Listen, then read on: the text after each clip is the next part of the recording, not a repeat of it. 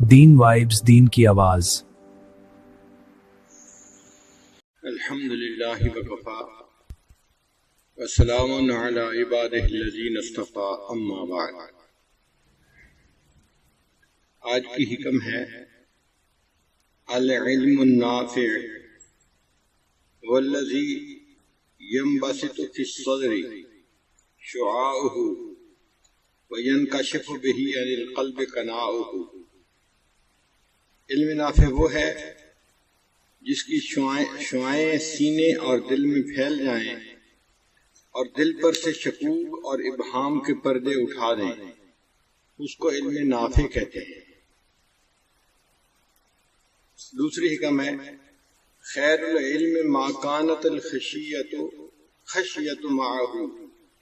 بہترین علم وہ ہوتا ہے جس کے ساتھ خشیت بھی ہو، انسان کا علم بھی بڑھتا رہے، ساتھ ساتھ دل میں اللہ کی خشیت بھی بڑھتی رہے۔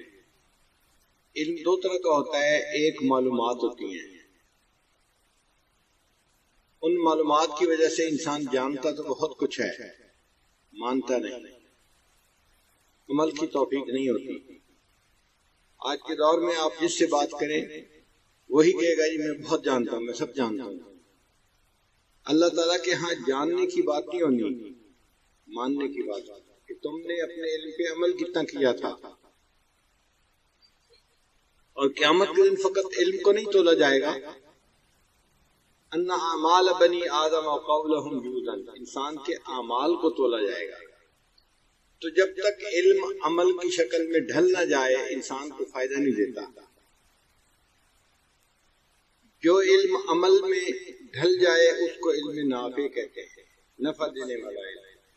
اسی لیے جن کے پاس صرف معلومات ہوتی ہیں، قرآن مجید میں ان کی تشبیہ گدھے کے ساتھ دی گئی ہے۔ اللہ تعالیٰ فرماتے ہیں فَمَثَلُهُ كَمَثَلِ الْكَلْبِ،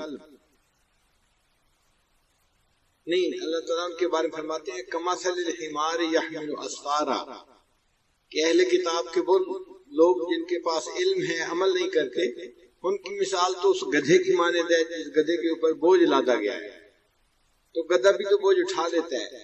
اسی طرح جو آدمی علم حاصل کر لیتا ہے عمل نہیں کرتا، وہ تو گدھے کی مانند ہے جس کے اوپر بوجھ لادا ہوا ہے۔ تو دعا یہ کرنی چاہیے کہ اللہ تعالی ہمیں علم نافع عطا فرمائے، ایسا علم جو نصیب ہو اور بندے کو ساتھ عمل کی توفیق بھی حاصل ہو جائے۔ نبی علیہ السلام نے ارشاد فرمایا من طلب العلم، جس نے علم کو طلب کیا، کان کفارۃ لما مضی، وہ علم اس کے لیے پچھلے گناہوں کا کفارہ بن جاتا ہے۔ اللہ تعالیٰ علم کی برکت سے پچھلے گناہوں کو معاف فرما دیتے ہیں۔ من جاءہ الموت، جس بندے کو موت آ گئی، وہ یطلب العلم، اور وہ علم کی طلب میں لگا ہوا ہے، لیحیی بہ الاسلام، تاکہ اس کے ذریعے سے اسلام کو زندہ کرے، وبینہ وبین النبیین درجۃ واحدہ، اس بندے کے اور انبیاء کے درمیان صرف ایک درجے کا فاصلہ ہوگا جنت کے اندر، یعنی وہ عالم انبیاء سے جنت میں صرف ایک درجہ نیچے ہوگا، اتنا اونچا مرتبہ اس کو اللہ تعالیٰ جنت میں عطا فرمائیں گے۔ نبی علیہ السلام نے ارشاد فرمایا ستکون فتن یصبح الرجل فیہا مؤمنا ویمسی کافرا، آنے والے وقت میں قرب قیامت میں ایسے فتنے ہوں گے، تم دیکھو گے ایک بندہ صبح کے وقت ایمان والا ہوگا اور شام کے وقت وہ ایمان سے خالی ہوگا، الا من احیاہ اللہ بالعلم، سوائے اس بندے کے جس کو اللہ نے علم کے ذریعے سے زندہ کیا ہو، یعنی علم والا تو ان فتنوں سے بچ جائے گا، جس کے پاس علم نہیں وہ ان فتنوں میں پھنس جائے گا۔ نبی علیہ السلام سے سوال پوچھا گیا، بنی اسرائیل کے دو بندے تھے، ایک عالم تھا جو ہر وقت علم کے سیکھنے سکھانے میں لگا رہتا تھا اور فقط فرض نماز پڑھتا تھا، اور دوسرا آدمی تھا جو فرض نماز کے ساتھ نفل بھی پڑھتا تھا اور روزے بھی رکھتا تھا، ساری رات تہجد بھی پڑھتا تھا، مگر عالم نہیں تھا۔ تو نبی علیہ السلام سے پوچھنے والے نے پوچھا اے اللہ کے حبیب صلی اللہ علیہ وسلم، ان دونوں کا درجہ ایک دوسرے سے کس کا بڑا ہوا ہے؟ سئل رسول اللہ صلی اللہ علیہ وسلم عن رجلین، نبی علیہ السلام سے دو بندوں کے بارے میں سوال کیا گیا، کانا فی بنی اسرائیل، وہ دونوں بنی اسرائیل میں تھے، احدہما کانا عالما، ان میں سے ایک عالم تھا، یصلی المکتوبہ، وہ صرف فرض نماز پڑھتا تھا، ثم یجلس، پھر وہ بیٹھ جاتا تھا، فیعلم الناس الخیر، لوگوں کو علم کی تعلیم دیتا تھا، یعنی عالم فرض نماز پڑھنے کے بعد پورا وقت تعلیم و تعلم میں لگا دیتا تھا۔ والآخر، اور جو دوسرا بندہ تھا، یصوم النہار، دن میں روزہ رکھتا تھا، ویقوم اللیل، اور رات کو وہ تہجد میں ساری رات گزار دیتا تھا۔ ایہما افضل، پوچھا گیا اے اللہ کے حبیب صلی اللہ علیہ وسلم ان میں سے کون افضل ہے؟ قال رسول اللہ صلی اللہ علیہ وسلم، نبی علیہ السلام نے فرمایا، فضل ھذا العالم، اس عالم کی مثال اس عابد کے اوپر، کفضلی علی ادناکم، اس طرح ہے جیسے میری فضیلت تم میں سے ادنا بندے کے اوپر ہے، یعنی عالم کی فضیلت عابد کے اوپر اس طرح ہے جیسے میری فضیلت تم میں سے ایک عام آدمی کے اوپر ہے۔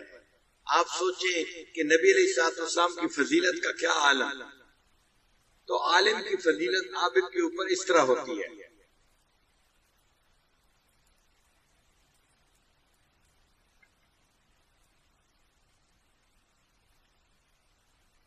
پھر نبی علیہ السلام نے فرمایا، انما بعثت معلما، میں دنیا کے اندر معلم بن کے مبعوث ہوا ہوں، معلم بنا کر بھیجا گیا ہوں، میں لوگوں کو دین سکھاتا ہوں، دین کی تعلیم دیتا ہوں۔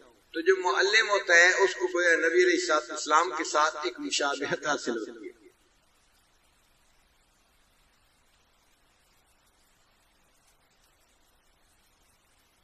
نبی علیہ السلام نے فرمایا، فضل العلم خیر من فضل العبادہ، کہ علم کی فضیلت عبادت کی فضیلت سے زیادہ بڑی ہوئی ہے۔ ایک حدیث پاک میں نبی علیہ السلام نے ارشاد فرمایا، من سلک طریقا یلتمس بہ علما، جو بندہ کسی راستے پر چلا اور اس کا مقصد تھا علم کو حاصل کرنا، یعنی گھر سے چل کے مدرسے تک آیا، مسجد تک آیا، سہل اللہ بہ طریقا من طرق الجنہ، اس کے بدلے اللہ اس کے لیے جنت میں جانے کا راستہ آسان فرما دیتے ہیں۔ اور پھر آگے فرمایا، وَإِنَّ الْمَلَائِكَةَ لَتَضَعُ أَجْنِحَتَهَا رِضًا لِطَالِبِ الْعِلْمِ، اور ملائکہ اس طالب علم سے خوش ہو کر اس کے پاؤں کے نیچے اپنے پر بچھا دیتے ہیں۔ یہ عجیب بات ہے کہ ملائکہ جو معصوم ہیں وہ طالب علم کے پاؤں کے نیچے اپنے پر رکھتے ہیں۔ جی ہاں، محبت کا تقاضا یہی ہے۔ پہلے زمانے میں جب کوئی خاص مہمان آنا ہوتا تھا تو اس کے لیے راستوں میں پھولوں کی پتیاں بچھائی جاتی تھی کہ معزز مہمان نے آنا ہے، اس کے راستے میں پھول بچھاؤ، وہ پھولوں پہ چل کے آئے۔ پھر ایسا بھی وقت آیا کہ جب لوگ کہتے تھے کہ آنے والا مہمان اتنا محبوب ہے، اس کے پاؤں میں پھولوں کی پتیاں بچھانے کے بجائے ہم اپنی پلکیں بچھانا چاہتے ہیں۔ اے باد صبا کچھ تو ہی بتا، اے باد صبا کچھ تو ہی بتا، مہمان جو آنے والے ہیں کلیاں نہ بچھانا راہوں میں، ہم پلکیں بچھانے والے ہیں۔ تو کلیاں بچھانے کی بجائے پلکیں بچھانے کو جی چاہتا ہے، یہ محبت کی وجہ سے۔ اسی طرح جو طالب علم اپنے گھر سے چلتا ہے تو فرشتے محبت کی وجہ سے اس کے پاؤں کے نیچے اپنے پر بچھاتے ہیں۔ ہم دنیا میں اس کے کئی نمونے دیکھتے ہیں۔ مثال کے طور پہ کسی ملک کا صدر آئے تو جب جہاز سے اترتا ہے تو اس کے لیے ریڈ کارپیٹ بچھایا جاتا ہے۔ یہ ریڈ کارپیٹ بچھانے کا کیا مطلب ہے؟ اس کی عزت افزائی کے لیے کہ آپ اتنے معزز ہیں، ہم آپ کے پاؤں کے نیچے سرخ قالین بچھاتے ہیں۔ بھئی اگر دنیا دار لوگ کسی معزز مہمان کے پاؤں کے نیچے ریڈ کارپیٹ بچھا سکتے ہیں تو فرشتے کسی طالب علم کے پاؤں کے نیچے اپنے پر کیوں نہیں بچھا سکتے؟ ان فرشتوں کو طالب علم کے ساتھ اتنی محبت ہوتی ہے۔ پھر صرف فرشتوں کی بات نہیں، باقی مخلوق بھی اس طالب علم کے لیے دعا کرتی ہے۔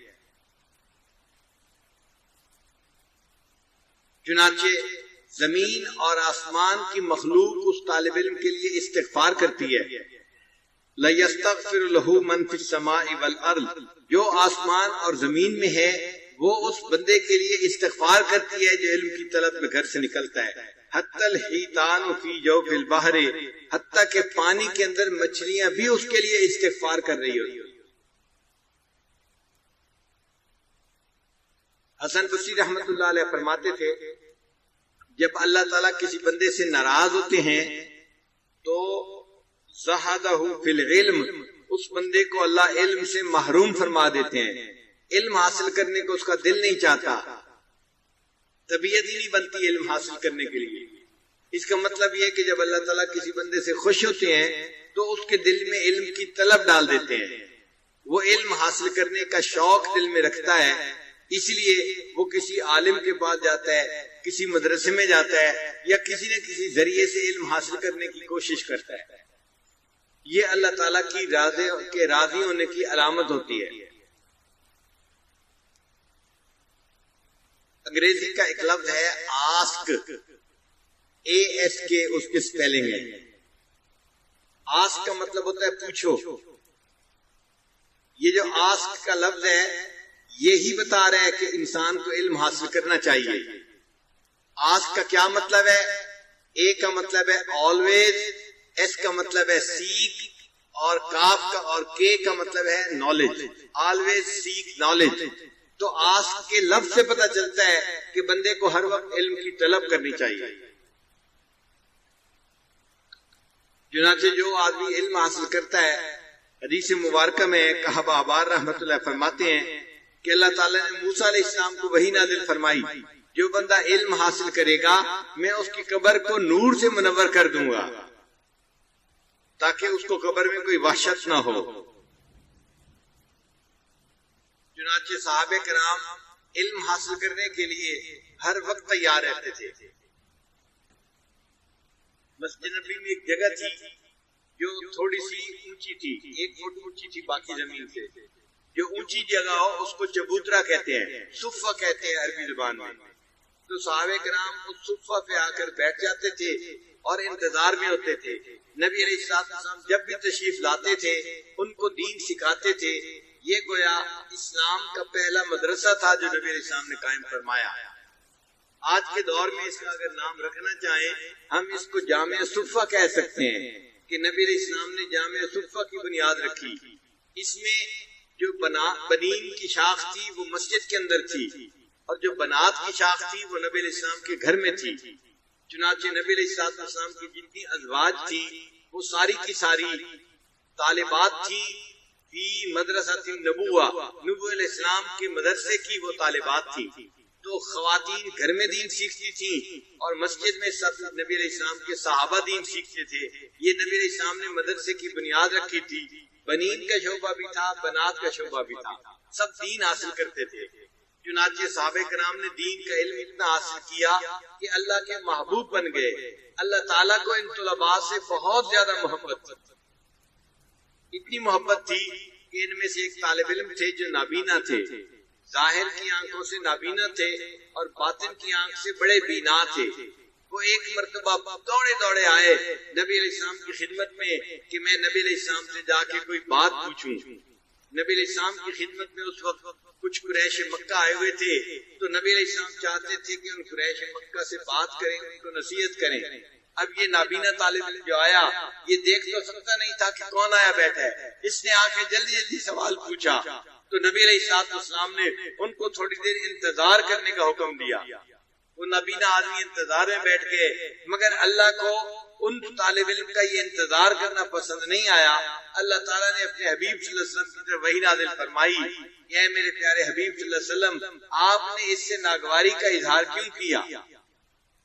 عبس وتولی ان جاءہ الاعمی وما یدریک لعلہ یزکا او یذکر فتنفعہ الذکری اما من استغنا فانت له تصدى وما عليك الا يزكى واما من جاءك يسعى وهو يخشى فانت عنه تلهى. اے میرے محبوب صلی اللہ علیہ وسلم، آپ اس سے ذرا بے اتنائی کا معاملہ کرتے ہیں جو بھاگا بھاگا آپ سے علم حاصل کرنے کے لیے آیا ہے.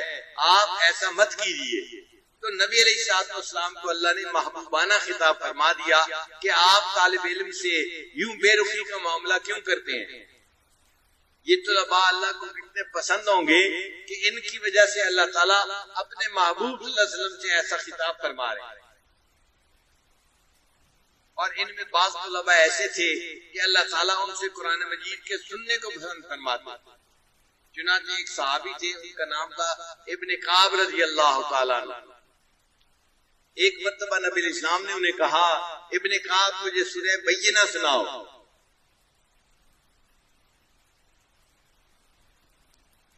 لم يكن الذين كفروا من اهل الكتاب والمشركين حتى تأتيهم البينة۔ وہ کہنے لگے اے اللہ کے حبیب صلی اللہ علیہ وسلم، قرآن مجید تو آپ کے اوپر نازل ہوا، میں آپ کے سامنے قرآن پڑھ کے سناؤں؟ تو نبی علیہ السلام نے جواب میں ایسے ہی فرمایا۔ وہ صحابی بھی سمجھدار تھے، سمجھ گئے کہ نبی علیہ السلام کو حکم ہوا ہے۔ انہوں نے آگے سے سوال پوچھا، اے اللہ کے حبیب صلی اللہ علیہ وسلم، اللہ سمانی، کیا اللہ نے میرا نام لے کر یہ کہا ہے کہ ابن کعب سے کہو قرآن پڑھے؟ تو نبی علیہ السلام نے جواب میں فرمایا، نعم اللہ سماک، ہاں ابن کعب، اللہ نے تمہارا نام لے کر کہا ہے، ابن کعب سے کہو قرآن پڑھے۔ محبوب آپ بھی سنیں گے، میں عرش پہ پروردگار بھی اس کا قرآن سنوں گا۔ یہ اللہ کے کیسے مقبول بندے تھے جن سے قرآن سننے کی فرمائشیں رب رحمان کی طرف سے آتی تھی۔ اللہ تعالیٰ یہ علم نافع ہر ایک کو عطا فرمائے۔ چنانچہ ہمارے اکابرین نے اس علم کو حاصل کرنے کے لیے بڑی مشقتیں اٹھائیں، ہزاروں میل کا سفر طے کر کے جاتے تھے اپنے استاد کے پاس اور علم پڑھتے تھے۔ اس زمانے میں جو طالب علم استاد کے پاس آتا تھا تو کھانا پینا طالب علم کی ذمہ داری ہوتی تھی، استاد فقط سبق پڑھاتا تھا۔ آج تو مختلف معاملے نا کہ طالب علم فقط گھر سے چلا جاتا ہے، اب مدرسے والے علم بھی اس کو پڑھاتے ہیں، رہنے کی جگہ بھی دیتے ہیں، بلکہ بستر بھی دیتے ہیں، اور ساتھ اس کے صبح دوپہر شام کھانے کا انتظام بھی خود مدرسے والے کرتے ہیں۔ پہلے زمانے میں ایسا نہیں تھا، طلباء کھانا خود اپنا کھایا کرتے تھے اور علم اپنے استاد سے پڑھا کرتے تھے، استاد پر بوجھ نہیں بنتے تھے۔ امام شافعی رحمۃ اللہ علیہ اتنے بڑے عالم تھے مگر ابتدائی جوانی میں یتیم ہو گئے۔ اب جب والد سر پہ نہیں تھا تو والدہ کے پاس خرچ کرنے کے لیے کچھ ہوتا نہیں تھا، تو امام شافعی رحمۃ اللہ کی والدہ ان کو کاغذ قلم خرید کے نہیں دے سکتی تھی۔ امام شافعی رحمۃ اللہ فرماتے ہیں کہ میں بڑے بڑے جانوروں کی ہڈیاں تلاش کرتا تھا، اونٹ کی ہڈیاں، بڑے جانور کی ہڈیاں، بیل کی ہڈیاں، ان کی جو رانوں کی ہڈیاں ہوتی ہیں وہ بڑی بڑی ہوتی ہیں۔ فرماتے ہیں میں ان کی ہڈیاں ڈھونڈ کے گھر لاتا تھا، ان کو آ کے اچھی طرح صاف کرتا تھا، پھر دھویا کرتا تھا تاکہ ان کے اندر سے چکنائی ختم ہو جائے، پھر ان کو دھوپ کے اندر میں خشک کیا کرتا تھا، اور ان کے اوپر جب خشک ہو جاتی تھی میں اپنے نوٹس لکھ لیا کرتا تھا، کیونکہ مجھے کاغذ کے خریدنے کے پیسے نہیں ہوتے تھے۔ لوگ نہیں جانتے تھے یہ بچہ جو اونٹوں کی اور جانوروں کی ہڈیاں ڈھونڈتا پھرتا ہے، آنے والے وقت میں اس کو امام کہا جائے گا۔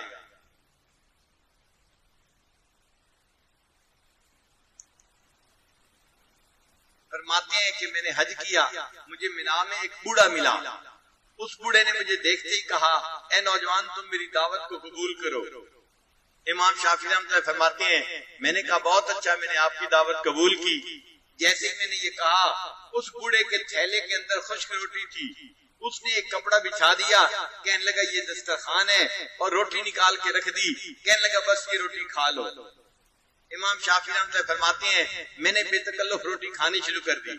جب بوڑھے نے دیکھا کہ میں نے بلا تکلف وہ خشک روٹی کھانی شروع کر دی تو مجھے کہنے لگا نوجوان تو مجھے قریشی نظر آتا ہے۔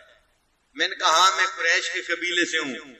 وہ کہنے لگا کہ میں نے اس طرح پہچانا کہ قریشی لوگ دعوت دینے میں بھی بے تکلف ہوتے ہیں اور دعوت قبول کرنے میں بھی بے تکلف ہوتے ہیں، تمہاری بے تکلفی نے مجھے بتا دیا کہ تم قریش قبیلے سے ہو۔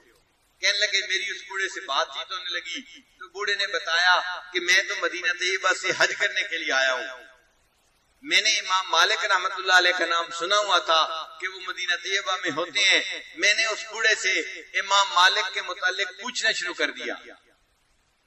بوڑھا سمجھ گیا کہ مجھے امام مالک رحمۃ اللہ علیہ سے محبت ہے اور ان کے علمی شوق کی وجہ سے مجھے ان کے بارے میں مزید معلومات حاصل کرنی ہے۔ بوڑھا کہنے لگا، اے نوجوان، اگر تم ہمارے ساتھ مدینہ جانا چاہو، ایک حاجی ہمارے ساتھ آیا تھا، وہ فوت ہو گیا، اس کا اونٹ خالی ہے، ہم تمہیں اونٹ دے دیں گے، تم مدینہ طیبہ قافلے کے ساتھ پہنچ جاؤ گے۔ امام شافعی رحمۃ اللہ فرماتے ہیں کہ میں نے اس واقعے کو اپنے لیے، اس موقع کو اپنے لیے گولڈن چانس سمجھا اور میں نے اس کی اس دعوت کو بھی قبول کر لیا۔ چنانچہ قافلے والوں نے ایک براؤن اونٹ مجھے سواری کے لیے دے دیا، میں اونٹ پہ سوار ہو گیا اور قافلے کے ساتھ میں مدینہ طیبہ پہنچا۔ ہمیں مکہ مکرمہ سے مدینہ پہنچنے میں 16 دن لگے اور میں نے 16 دن میں 16 مرتبہ قرآن مجید کو مکمل ختم کر لیا۔ اتنا عبادت کا شوق ہوتا تھا۔ گرمی کا موسم تھا، لمبا سفر تھا، مگر کہتے ہیں کہ میں نے 16 دن میں 16 مرتبہ قرآن مجید مکمل پڑھ لیا۔ جب میں مدینہ طیبہ پہنچا مسجد نبوی میں تو اس وقت میں نے دیکھا کہ نماز ہو رہی ہے، ہو چکی ہے، اور ایک لمبا سا آدمی کھڑا ہوا اور ایک اونچی جگہ پر بیٹھ گیا اور اس نے کہنا شروع کر دیا، قال قال رسول اللہ صلی اللہ علیہ وسلم۔ امام شافعی رحمۃ اللہ فرماتے ہیں کہ میں نے پہچان لیا کہ یہی امام مالک ہوں گے، لمبے قد والے۔ انہوں نے ایک چادر باندھی ہوئی تھی اور دوسری چادر اوڑھی ہوئی تھی، سلا ہوا لباس نہیں تھا، بس 2 چادریں تھیں۔ حدیث پڑھانے بیٹھ گئے۔ امام شافعی رحمۃ اللہ فرماتے ہیں میں بھی اس کے درس میں بیٹھ گیا اور میں نے بھی احادیث سننی شروع کر دی۔ تھوڑی دیر کے بعد امام مالک رحمۃ اللہ نے حدیث لکھوانی شروع کی۔ تو جب حدیث لکھوانی شروع کی تو جو لوگ وہاں تھے ان کے پاس کاغذ قلم تھے، انہوں نے کاغذ قلم سنبھالے اور حدیث کی املا شروع کر دی۔ محدث جب حدیث بیان کرتا ہے اور طلباء سن کے لکھتے جاتے ہیں، اس کو حدیث کی املا کہتے ہیں۔ وہ کہتے ہیں کہ میں چاہتا تھا کہ میں بھی طلباء کی طرح حدیث لکھوں، مگر میرے پاس نہ قلم تھا نہ کاغذ تھا، میں فقط حدیث سنتا رہا۔ اتنے میں نے دیکھا میرے سامنے صف کے اوپر ایک تنکا پڑا ہوا تھا۔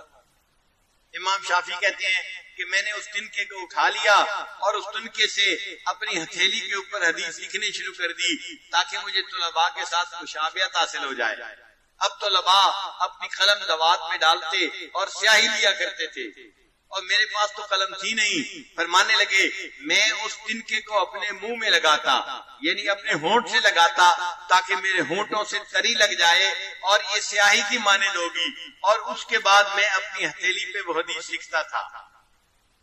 امام مالک رحمۃ اللہ علیہ بھی مجھے دیکھتے رہے کہ باقی لوگ تو کاغذ پر لکھ رہے ہیں اور یہ ایسا طالب علم ہے جو نووارد ہے اور یہ اپنی ہتھیلی پر لکھ رہا ہے۔ کچھ دیر کے بعد اگلی نماز کا وقت ہوا تو امام مالک رحمۃ اللہ نے مجلس برخاست کر دی۔ اب لوگ وضو کرنے کے لیے چلے گئے، میرا وضو تھا، میں وہیں پہ بیٹھا رہا۔ جب امام مالک رحمۃ اللہ نے دیکھا ہے کہ یہ نوجوان یہیں بیٹھا رہا، انہوں نے مجھے اپنے پاس بلایا۔ میں ان کے پاس گیا، مجھے کہنے لگے اے نوجوان تو ہتھیلی پہ کیا کر رہا تھا، مجھے دکھاؤ۔ جب میں نے دکھایا تو ہتھیلی پہ کچھ نہیں لکھا ہوا تھا۔ امام مالک رحمۃ اللہ نے فرمایا کہ یہ تو حدیث کے ادب کے خلاف ہے، تم کیا کر رہے تھے؟ میں نے عرض کیا حضرت میں غریب آدمی ہوں، لکھنے کے لیے کاغذ قلم میرے پاس نہیں ہے، مگر میں طلباء کے ساتھ مشابہت چاہتا تھا۔ آپ کے طلباء قلم اور کاغذ پر لکھ رہے تھے، میں حدیث کو سن رہا تھا، لیکن حقیقت میں میں اس حدیث کو اپنے دل کے اوپر لکھ رہا تھا، میں اس کو یاد کر رہا تھا۔ امام مالک رحمۃ اللہ خوش ہو گئے، کہنے لگے اچھا نوجوان، اگر تم حدیث کو یاد کر رہے ہو تو میں نے پوری مجلس میں جتنی احادیث لکھوائی ہیں اگر تم آدھی بھی سنا دو تو میں سمجھوں گا کہ تم بڑے قابل آدمی ہو۔ امام شافعی رحمۃ اللہ فرماتے ہیں انہوں نے آدھی سنانے کی فرمائش کی اور پوری مجلس میں جتنی احادیث لکھوائی تھی میں نے پوری کی پوری تمام احادیث ان کو وہیں پر سنا دی۔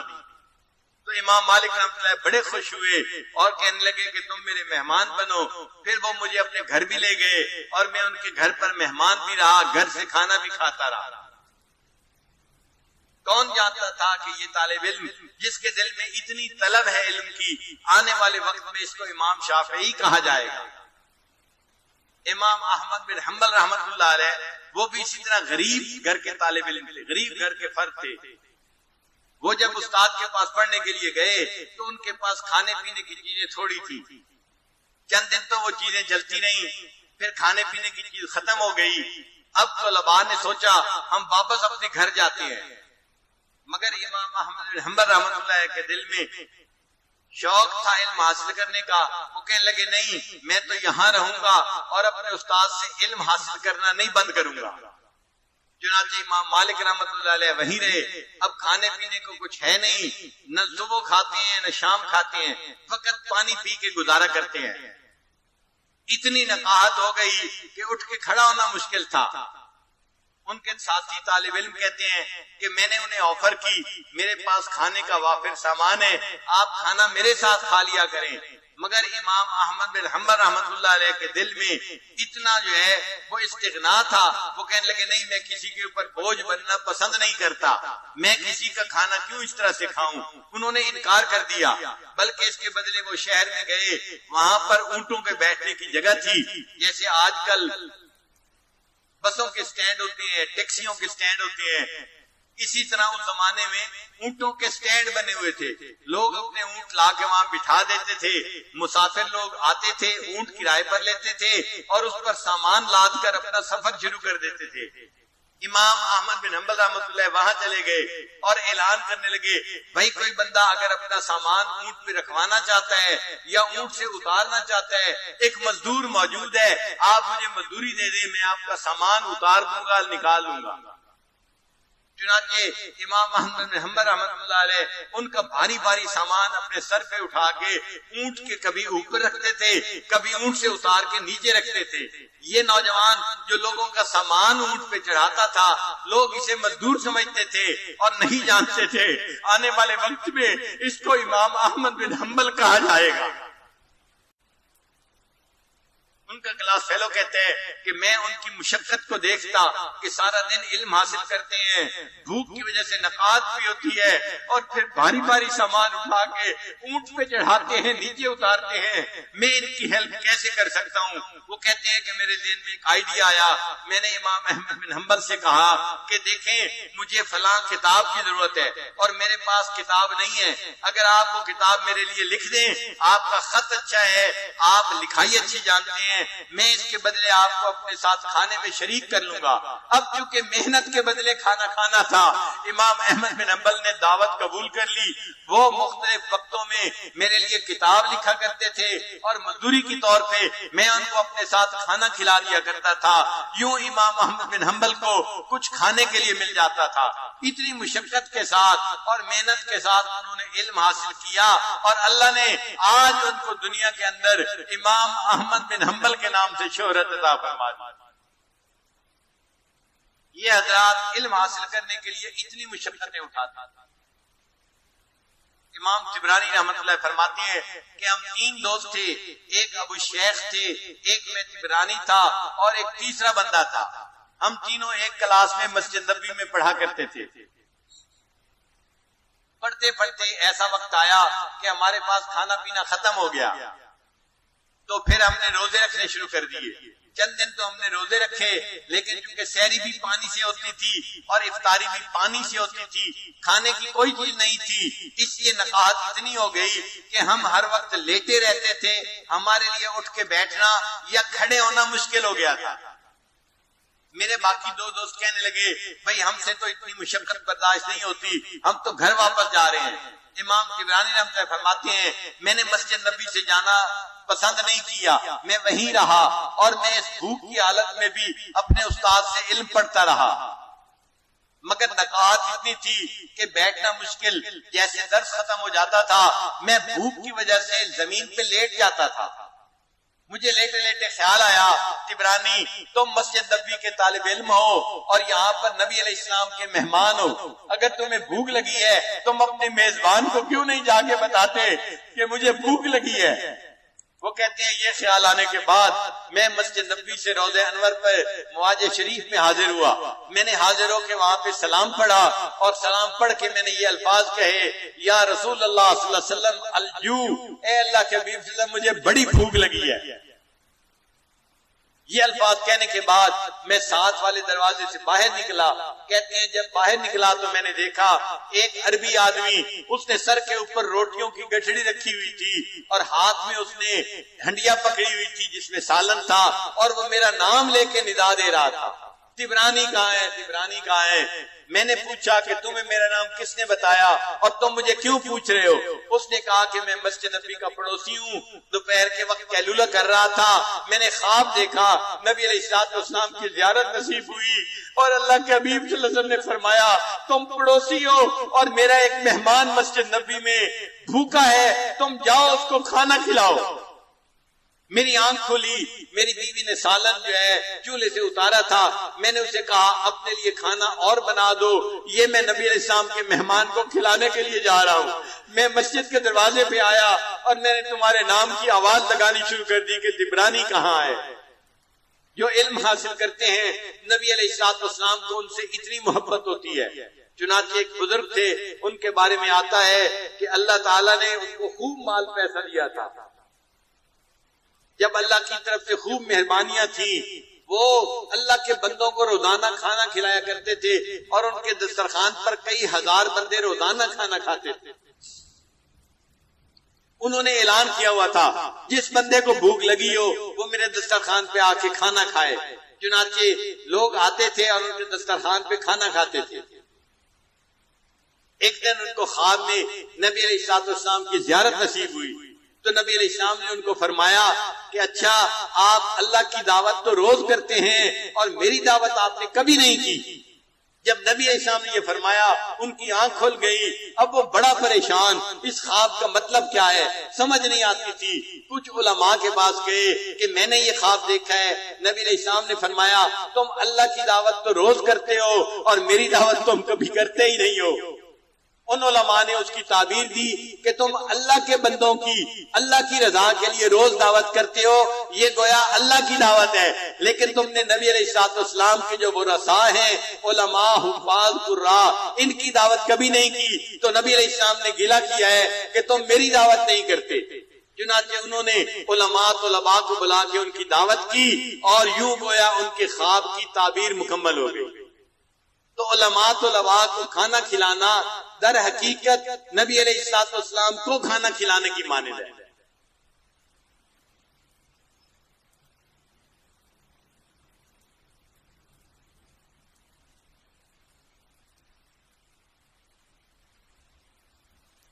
ہمارے اکابرین علم حاصل کرنے کے لیے بہت مشقتیں اٹھاتے تھے.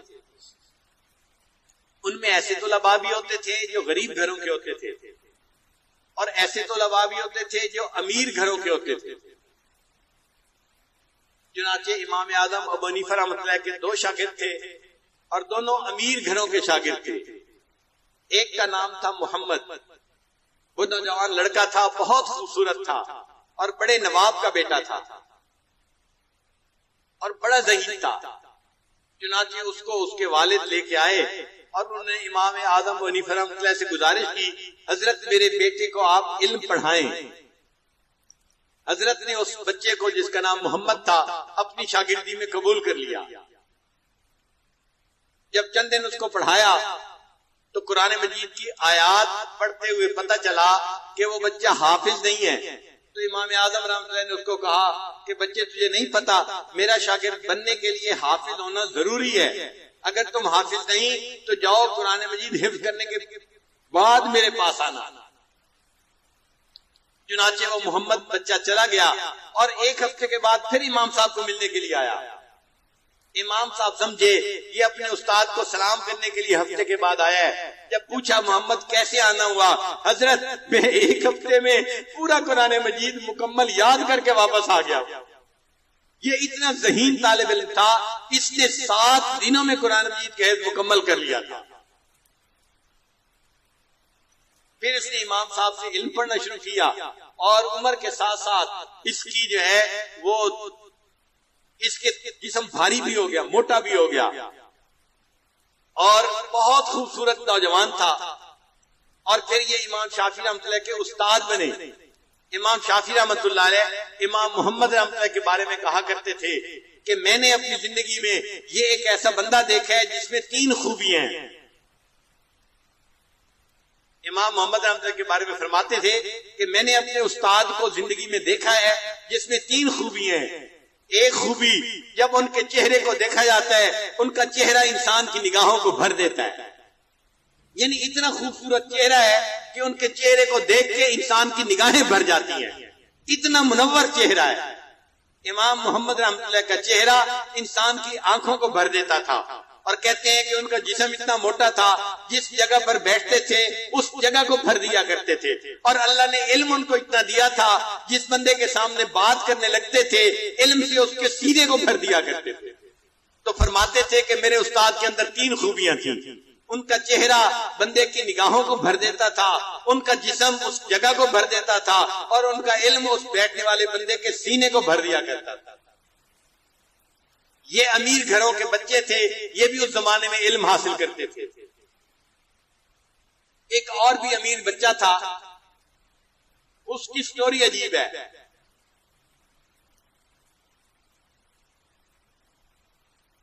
اس کی سٹوری بھی ذرا سن لیجئے کہ ترکی کا ایک بزنس مین تھا اور اس نے اپنے لیے ایک باغ لیا تھا، انار کا باغ.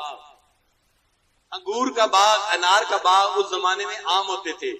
آپ نے انور کے باغ کا واقعہ تو سورہ کہف کے اندر سن لیا. یہ وہ بندہ تھا جس کو اللہ نے انار کا باغ دیا تھا. انار کا درخت زیادہ بڑا نہیں ہوتا مگر اس کے اوپر انار لگتے ہیں، موٹے موٹے اور بڑے ٹیسٹی انار ہوتے ہیں. یہ امیر آدمی کبھی کبھی جیسے ہفتے میں 1 دفعہ 2 دفعہ اپنے باغ میں جاتا تھا اور وہاں کچھ وقت گزار کے واپس آتا تھا. اس نے ایک ملازم کو رکھا، ملازم کا نام تھا مبارک. ایک دن جب یہ اپنے باغ میں گیا، گرمی کا موسم تھا، پیاس بڑی لگی ہوئی تھی. اس نے اپنے ملازم مبارک کو بلایا اور اس کو کہا کہ میرے لیے انار کا جوس لے کے آؤ. مبارک گیا اور ایک انار توڑ کے اس کا جوس نکال کے لے کے آیا. جب مالک نے جوس پیا تو وہ اتنا کڑوا کہ پینے کے قابل نہیں تھا، بہت ترش تھا. تھوڑی دیر کے بعد مالک نے کہا اچھا اور کسی درخت سے لے کے آؤ. وہ گیا اور کسی دوسرے درخت سے انار کا شربت نکال کے لے آیا، جوس نکال کے لے آیا، اور یہ پہلے سے بھی زیادہ ترش تھا. اب مالک نے اس کو کہا کہ مبارک تم دن رات یہیں رہتے ہو اور تم اتنے بے وقوف ہو، تمہیں اتنا بھی پتہ نہیں کس درخت کا پھل میٹھا ہے اور کس درخت کا پھل ترش ہے. تو مالک نے آگے سے جواب دیا جناب آپ نے تو مجھے حفاظت کے لیے رکھا ہے، میں جب سے آیا ہوں اتنے سالوں میں میں نے اس باغ کا کوئی انار استعمال نہیں کیا، مجھے نہیں پتا کون سا میٹھا ہے کون سا ترش ہے، کیونکہ مجھے اس کی اجازت ہی نہیں ہے. مالک بڑا حیران ہوا یہ کتنا امین آدمی ہے کہ جو بغیر اجازت کے درخت کا پھل بھی استعمال نہیں کرتا. چنانچہ مالک کو اس نے دعوت دی کہ تم یہاں پر باغ کی رکھوالی کرنے کی بجائے میں نے گھر بنایا ہے اور میرے گھر میں ایک سرونٹ کوارٹر بھی ہے، وہ خالی پڑا ہوا ہے، اگر تم وہاں آ کے رہو تو اللہ کی عبادت کیا کرو اور میں یہاں پہ کوئی دوسرا ملازم رکھ لیتا ہوں. مالک نے دعوت قبول کر لی اور وہ اپنے ترکی مالک جو تھا اس کے گھر کے سرونٹ کوارٹر میں آ کر رہنے لگ گیا. یہ مالک جو تھا یہ نوجوان تھا، عبادت گزار تھا، متقی انسان تھا. جب ترکی مالک کبھی فارغ ہوتا تو وہ اپنے گھر سے سرونٹ کوارٹر میں آ جاتا اور مالک کے ساتھ بیٹھ کے بات چیت کیا کرتا تھا. ایک دن بات چیت کرتے کرتے اس مالک کے چہرے پہ نا پریشانی نظر آ رہی تھی، جیسے کوئی بندہ بڑی ٹینشن میں ہوتا ہے، بڑا ڈپریشن کا شکار ہوتا ہے. تو مالک نے اس سے پوچھا آپ کے چہرے پہ یہ ڈپریشن کیوں نظر آ رہی ہے؟ اس نے کہا کہ مجھے اس وقت بڑی فکر لگی ہوئی ہے، میری ایک جوان بیٹی ہے، عالمہ بھی ہے، خوبصورت بھی ہے، اور اس کے لیے بڑے بڑے امیر آدمیوں کے بچوں کے رشتے آ رہے ہیں، یہ وزیر کا بیٹا، یہ امیر کا بیٹا، یہ فلان لینڈ لارڈ کا بیٹا، اور مجھے سمجھ نہیں آ رہی کہ میں کس کا رشتہ قبول کروں اور کس کو نہ کر دوں. اس لیے میں بڑا ٹینشن میں ہوں، میں بھی پریشان ہوں، میری بیوی بھی پریشان ہے، بیٹی کے لیے کس پرپوزل کو ہم قبول کریں. مالک کے پاس علم تھا، مالک نے اس کو سمجھایا کہ دیکھو اللہ تعالیٰ نے اپنے جو ہے پیغمبروں کے ذریعے سے مختلف امتوں کو دین بھیجا ہے. جو یہودی لوگ تھے نا وہ زر پرست تھے، وہ مال کی بنیاد پہ دوسرے بندے کا اکرام بھی کرتے تھے اور اسے تعلق بھی رکھتے تھے. زر پرستی ان میں بہت زیادہ تھی، ہر وقت ننانوے کے چکر میں لگے رہتے تھے، اپنے رشتے ناطے بھی مال کی بنیاد پہ کرتے تھے. اور جو عیسائی گزرے ہیں یہ زن پرست تھے، یہ حسن پرست تھے. چنانچہ یہ حسن کی وجہ سے اپنے رشتے کرتے تھے، جہاں حسین لڑکی ملتی تھی وہاں رشتہ کرنا پسند کرتے تھے. لیکن ہمارے پیارے حبیب صلی اللہ علیہ وسلم تشریف لائے تو نبی علیہ السلام نے امت کو تعلیم دی، نہ تم خوبصورتی کو دیکھو، نہ فقط مال کو دیکھو، تم انسان کے اعمال کو دیکھو، اس کی نیکی کو دیکھو، اور دین کی بنیاد پہ رشتے کو پسند کیا کرو. لہذا میں بھی آپ کو یہ مشورہ دیتا ہوں کہ آپ دین کی بنیاد پہ رشتے کو پسند کر لیں. جتنے رشتے آئے ہیں ان میں سے جو زیادہ دیندار ہے، نیک ہے، اچھے اخلاق والا ہے، بیٹی کے لیے اس رشتے کو پسند کر لیں. یہ بات سن کے وہ ترکی مالک کو بڑی خوشی ہوئی کہ مجھے ایک سالڈ بات بتا دی گئی، اب میرے لیے فیصلہ کرنا آسان ہو گیا. وہ گھر گیا اور گھر جا کے اس نے اپنی بیوی کو یہ بات سنائی. بیوی کو بھی بات پسند آئی. اب انہوں نے سارے رشتوں کو دین کے نقطۂ نظر سے دیکھنا شروع کر دیا. اب جو آنے والے رشتے تھے وہ تو امیروں کے تھے، وزیروں کے تھے، وہ کوئی دینداروں کے رشتے تو نہیں تھے. تو ان میں کوئی اتنا دیندار نہیں تھا جس کے دین کو دیکھ کے ان کو بڑی خوشی ہوتی. حیران تھے، ان میں دیندار تو کوئی بھی نہیں. تو جب حیران تھے تو بیوی نے اپنے خاوند کو مشورہ دیا کہ میں آپ کو ایک مشورہ دیتی ہوں. اس نے کہا کیا؟ بیوی نے کہا آپ نے اگر دین کی بنیاد پہ رشتہ کرنا ہے تو یہ جو مالک ہے نوجوان، یہ تو بڑا متقی، بڑا نیک انسان ہے، بڑا امین ہے. یہ اگر اللہ کے حقوق کا اتنا خیال کرتا ہے تو یہ ہماری بیٹی کے حقوق کا بھی بڑا خیال کرے گا، اس کو بھی خوش رکھے گا. ہم کیوں نہ بیٹی کا نکاح اس کے ساتھ کر دیں؟ اس کا فائدہ یہ ہے بیٹی آنکھوں کے سامنے گھر میں بھی رہے گی اور اس کو ایک نیک اور دیندار خاوند بھی مل جائے گا.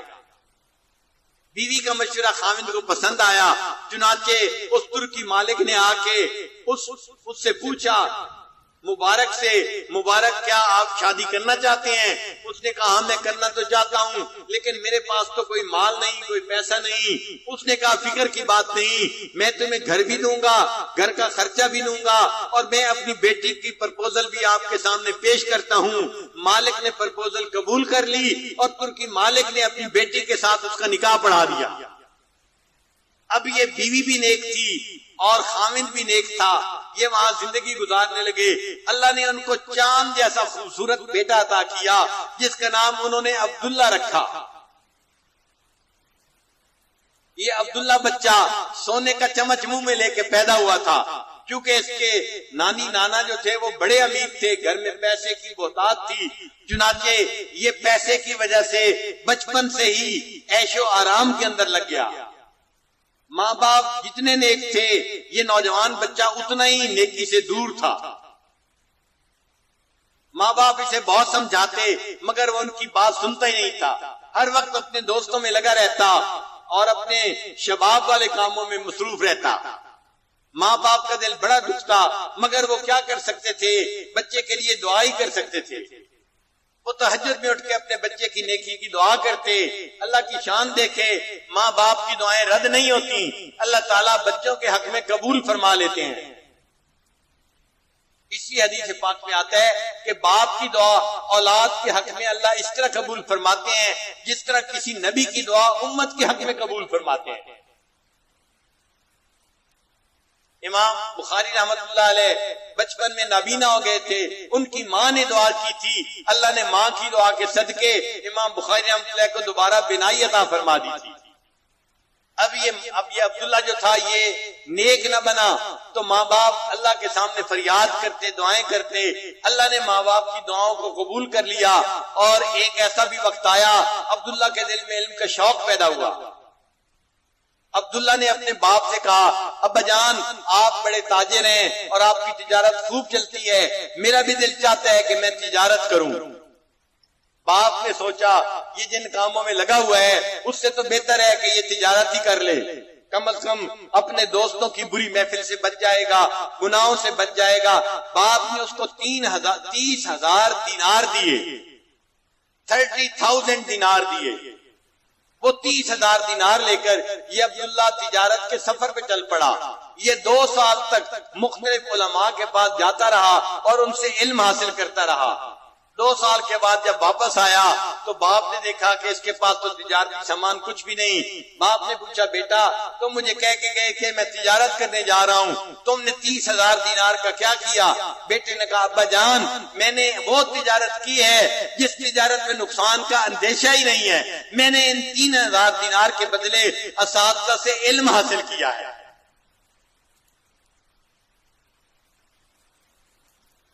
ماں باپ بہت خوش ہو گئے۔ یہ کچھ مہینے اپنے ماں باپ کے پاس رہا، پھر اس نے دوبارہ سفر کا ارادہ کیا تو والد نے اس کو 20,000 دینار اور دیے۔ امام یہ جو تھے ان کا نام بنا عبداللہ ابن مبارک رحمت اللہ علیہ۔ چنانچہ یہ اور اساتذہ کے پاس گئے اور سفر کر کے انہوں نے وہاں جا کے علم حاصل کیا۔ فرماتے ہیں کہ میں نے اپنی زندگی میں 4,000 اساتذہ سے علم حاصل کیا۔ میں اگر گننا چاہوں نا کہ میں نے اپنی زندگی میں کتنے اساتذہ سے علم حاصل کیا تو لگتا ہے کہ وہ 100 سے کم ہوں گے، زیادہ نہیں ہوں گے، چند ایک ہوں گے، 100 سے تو ہر حال میں کم ہی ہوں گے۔ اگر ہم نے اپنی زندگی میں 100 سے کم اساتذہ سے علم حاصل کیا ہے تو عبداللہ ابن مبارک کی قسمت دیکھیے جس نے 4,000 اساتذہ سے علم حاصل کیا تھا۔ پھر یہ بڑے محدث بنے اور ان کا نام تھا عبداللہ ابن مبارک رحمت اللہ علیہ۔ اور پھر یہ امام اعظم ابو حنیفہ رحمۃ اللہ کی خدمت میں پہنچے اور اتنے ذہین تھے اور اتنے بڑے عالم تھے کہ ان کی جو فقہ بنانے کے لیے شورا تھی جس میں کوئی 150 کے قریب بندے تھے، یہ بھی اس کے اندر کونسل میں شامل ہو گئے۔ اتنے بڑے عالم تھے کہ جب حضرت امام احمد بن حنبل کو ملنے کے لیے جاتے تھے تو امام احمد بن حنبل رحمۃ اللہ علیہ اپنی جگہ سے اٹھ جایا کرتے تھے اور عبداللہ ابن مبارک کو اپنی جگہ پر بٹھاتے تھے۔ فرماتے تھے میرے پاس مشرق اور مغرب کا عالم آ گیا ہے۔ اتنا اکرام کرتے تھے کیونکہ وہ امام اعظم علی رحمۃ اللہ کے شاگرد تھے، اتنا علم رکھتے تھے۔ پھر اللہ تعالیٰ نے ان کو قبولیت عطا فرمائی۔ آج محدثین حدیث پڑھاتے ہیں، کسی کے پاس 50 شاگرد ہوتے ہیں، کسی کے پاس 100 ہوتے ہیں، کسی کے پاس چند 100 ہوتے ہیں۔ چند 100 سے کام آگے نہیں بڑھتا۔ دارالعلوم دیوبند میں اس وقت 1400 کے قریب دور حدیث کے طلباء ہیں۔ ہمارے ملک میں جامع حقانیہ مدرسہ ہے، اس کے طلباء بھی تقریباً 1400 کے قریب ہیں۔ بنگلہ دیش میں ایک مدرسہ ہے ہٹ ہزاری، اس کے بھی تقریباً 1500 طلباء ہر سال ہوتے ہیں۔ تو 1000-1500 طلباء ہوتے ہیں مدارس میں جو زیادہ ہوتے ہیں۔ لیکن عبداللہ ابن مبارک رحمۃ اللہ علیہ کو اللہ نے ایسی قبولیت عطا فرمائی، جب یہ حدیث کا درس دیتے تھے حضرت شیخ الحدیث رحمۃ اللہ فرماتے ہیں ان کے حدیث درس میں ایک وقت میں 40,000 طلباء ہوتے تھے۔ 40,000 طلباء ہوتے تھے۔ آپ اندازہ کرو یہ مجمع اتنا بڑا نظر آتا ہے، یہ 2-3 ہزار کا مجمع ہے، لیکن ان کے مجمع میں 40,000 طلباء ہوتے تھے۔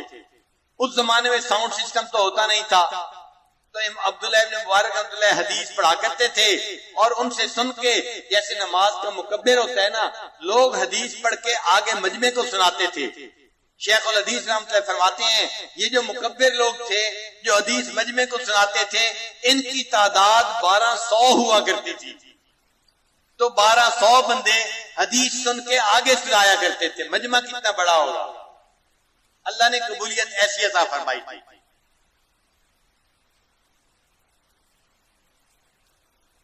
ان کے ایک دوست تھے اسماعیل رحمۃ اللہ علیہ، وہ فرماتے ہیں میں عبداللہ ابن مبارک کی قبولیت دیکھتا تھا اور میں حیران ہوتا تھا کہ جن استادوں سے عبداللہ ابن مبارک نے پڑھا میں نے بھی انہی سے پڑھا، مجھے پوچھتا ہی کوئی نہیں، اور یہ عبداللہ ابن مبارک ایسا ہے اس سے پڑھنے کے لیے لوگ جو ہے وہ بالکل جیسے چیونٹیاں آتی ہیں اس طرح اس کے پاس آنے کو تیار ہوتے ہیں۔ وہ فرماتے ہیں کہ پھر میں نے سوچا آخر عبداللہ ابن مبارک کو یہ قبولیت کیوں حاصل ہے؟ تو وہ کہتے ہیں کہ پھر میں اس نتیجے پر پہنچا کہ جتنا اللہ کا خوف عبداللہ ابن مبارک کے دل میں تھا اتنا خوف ہمارے دل میں نہیں تھا، اس لیے اللہ نے ان کو قبولیت عطا فرما دی۔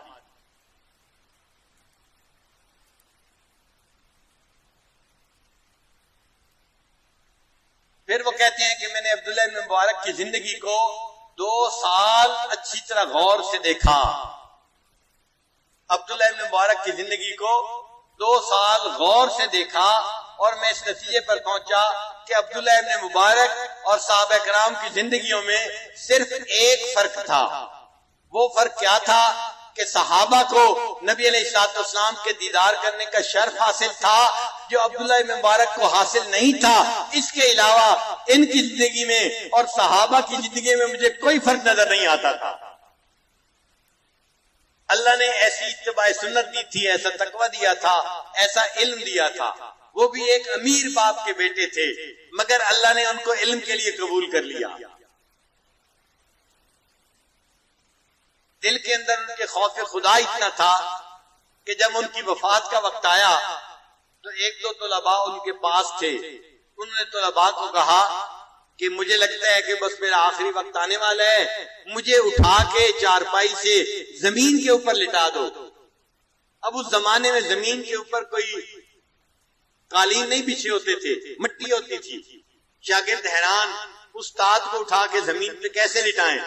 انہوں نے پھر دوبارہ کہا مجھے اٹھا کے زمین پہ لٹا دو۔ الامر فوق الادب، حکم جب دے دیا لہذا یہ ادب کے اوپر فائق تھا، شاگردوں نے اٹھا کے زمین کے اوپر لٹا دیا، لیکن جب زمین پر لٹایا شاگردوں کی چیخیں نکل گئی۔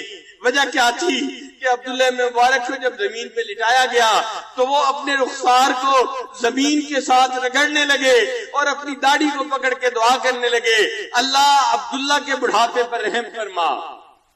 یہ نہیں کہا اللہ میں بڑا محدث ہوں، میں بڑا عالم ہوں، میں نے اتنے لوگوں کو علم پڑھایا، اتنے لوگوں کے لیے نیکی کا سبب بنا، اللہ میں نے اتنے لوگوں کو دین کی طرف بلایا۔